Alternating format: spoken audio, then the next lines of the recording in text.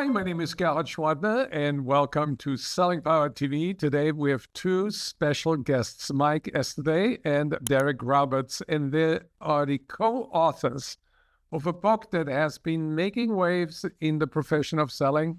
It's called Listen to Sell.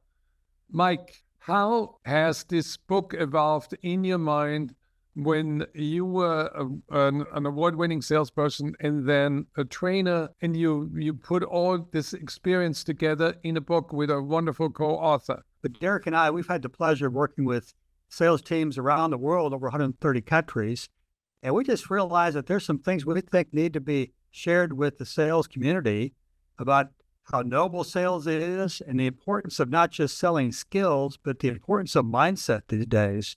But it's such a huge part of people's success today. So what is at the core of learning how to listen? One is around the skills that you have of selling. When you listen to that customer, not just what they're saying, but between the lines and so forth. But then there's also the second piece. There's a conversation that's happening all day long, probably a lot more times than people have with customers, and that's the conversation they're having in their head about their view of their abilities, their view of selling, who they can call on, how successful they can be. Listen to the conversation with yourself, the one with the customer, and third is the one with the coach.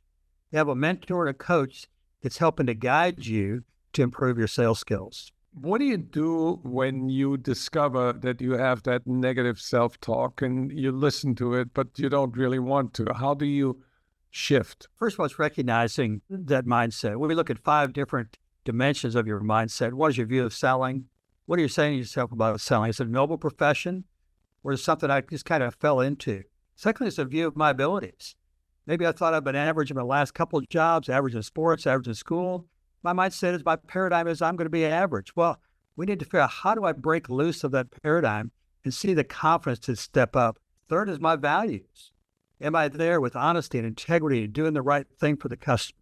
What's a view of my level of understanding of activities that are necessary for success, and am I willing to do them? And number 5 is a sense of purpose and sense of belief in my product. Do I passionately believe that the value I create is of value to that customer? Derek, how do you coach this? One of the first things, if I'm not self-reflective and if I don't have some way to sort of play back, how did that conversation go perfectly? I need somebody there with me occasionally, looking at me and watching me and pointing those things out. It's like a swing coach in a sport, right? Somebody sees a different vantage point and they got to call out, first and foremost, you did great right up until here, and then you just plowed right into solution without pausing and asking the really important question that understood why this would be important, or the value proposition and things like that. So I think, and with awareness, then you need some openness, right? Am I coachable? Am I willing to take some guidance? And then how does the coach step in and really pinpoint those areas that need to be addressed, and the areas that Mike talked about? Yeah, and in the book, Gerhard, there's a whole section on coaching at the end. And throughout the book, every chapter has a coaching corner. So whether you've got a really good manager or you don't, you can use this as a self-coaching tool. What is your advice for salespeople on how to develop a better set of questions?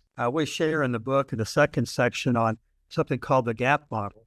It's a way to ask really high-impact questions, not just current and desired types of questions, but what are the benefit types of questions you could be asking? What are the concern questions that you can be asking? And a way to dig deeper and ask the right follow-up questions to really find out what the deal is, so I can then present a solution that'll really help that customer. When I do that, I've got a better chance of having a higher percentage of closing. How do you identify in a salesperson whether they do have that character and integrity that you want to represent your business? One of the first things I look for is reputation. Look at reputation. What have they done? Not just what they've produced, but did they do it and do it in a sustainable way? We look at our customers. We have customers that have been with us for 20 plus years, that not by mistake, right? It's a lot of hard work. It's but it's not just being trustworthy.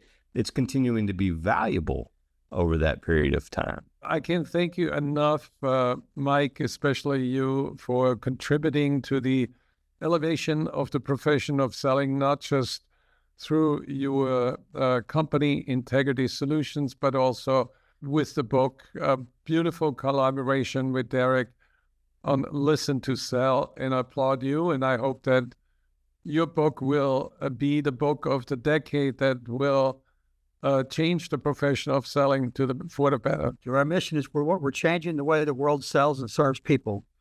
And so we appreciate partnering with you to help get that message out to the world. Gerhard, thank you for all that you do in the industry too. We've been partners for a long time, watching and following you, and you've certainly given us not just a platform, but a lot of encouragement along the way, and I am so grateful for it. And I hope our audience will go out to Amazon and buy your book.